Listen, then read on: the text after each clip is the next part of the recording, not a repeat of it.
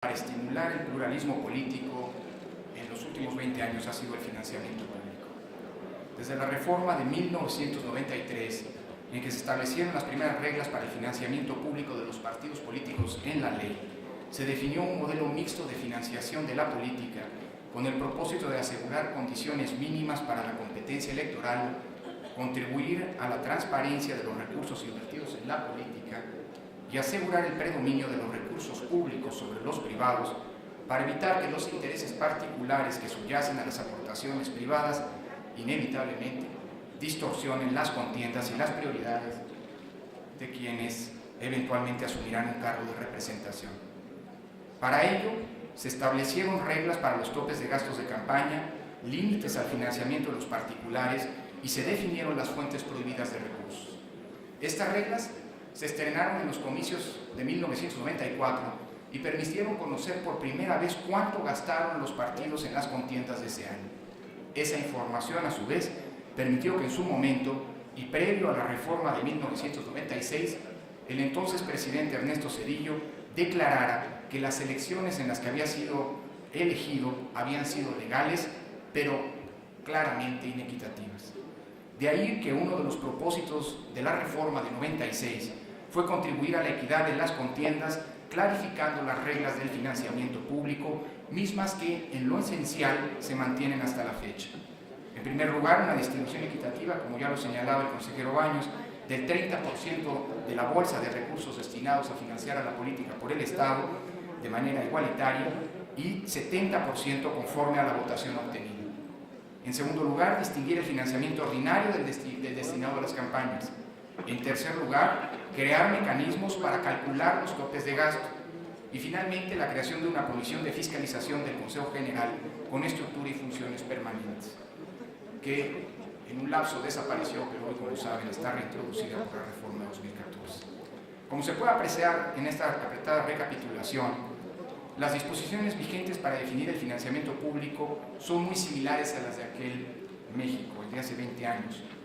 Ha habido cambios, sin lugar a dudas. El más importante, el fundamental, es el que ha llevado a establecer en la Constitución el mecanismo, la fórmula que el Instituto Nacional Electoral instrumenta para determinar el cálculo de la bolsa total de dinero a repartir. De entonces a la fecha, sin embargo, el país ha cambiado sustancialmente. Hoy tenemos un sistema de partidos plural y competitivo. La alternancia es una posibilidad real en cada contienda, ya que esta queda en manos de los electores.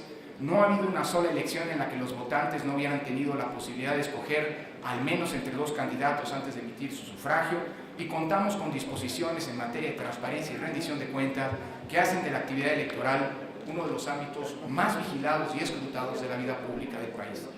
Además, contamos con un modelo de fiscalización que permite transparentar el origen y destino de cada peso que se utiliza en las contiendas, permite conocer quiénes son los proveedores de cada partido, candidato, coalición, así como detectar eventuales omisiones cometidas. Claramente, el México de hoy, y basta una ojeada al mapa de la representación política, es mucho más plural que el de 1996. El pluralismo está enraizado en la sociedad mexicana y en sus estructuras. Este es ya una característica distintiva de nuestro país, y nadie, por muy crítico que seamos de los avances de la vida democrática, podría imaginar hoy en día una elección sin competencia. Sin embargo, el proyecto de acuerdo que está en nuestra consideración para aprobar los montos de financiamiento público que ejercerán los partidos políticos nacionales en 2018, tanto para actividades ordinarias como de campaña y actividades específicas, me parece que ha suscitado diversos cuestionamientos en días recientes en los medios de comunicación. Es natural. El anteproyecto de acuerdo ha estimado, o estima, con base en la fórmula establecida en la Constitución, y esto quiero ser enfático, el monto de dinero que se está aprobando, que se va a aprobar, que se propone aprobar hoy, no es una determinación arbitraria del Instituto Nacional Electoral, sino es simple y sencillamente la aplicación de una fórmula de cálculo de la bolsa de dinero público que se ha pactado y se ha que ha generado el consenso político y que se ha plasmado en la Constitución. Ese anteproyecto, este monto, que asciende, como decía el consejero Baños, a 6.745.9 millones de pesos para actividades permanentes y de campaña, implica el monto, hay que decirlo, más alto de la historia que el Estado mexicano destinará a financiar la política.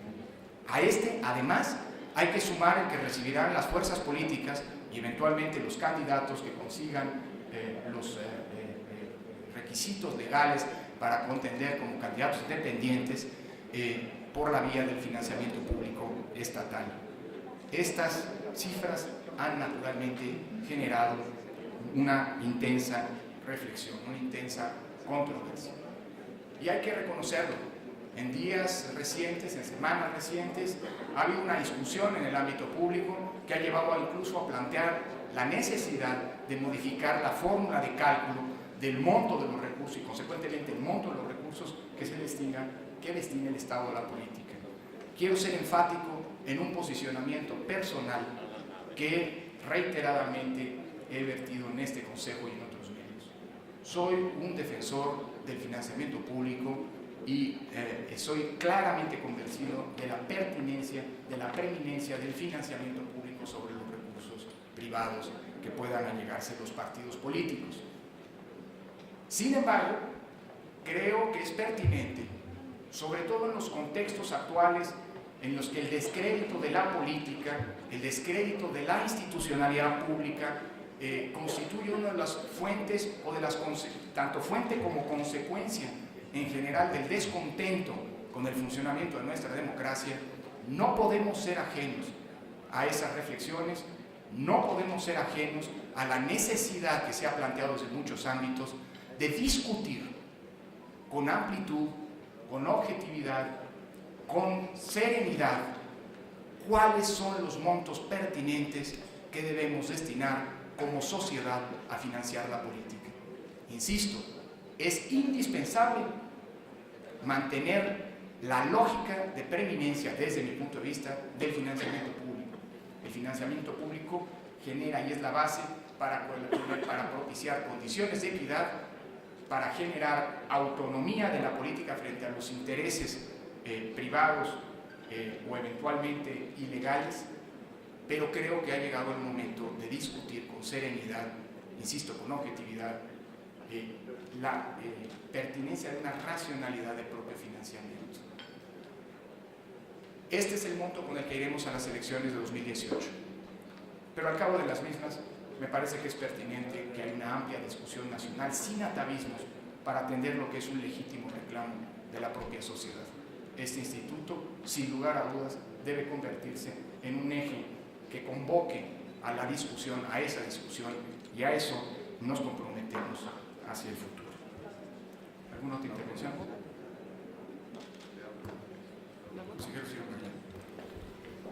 Gracias.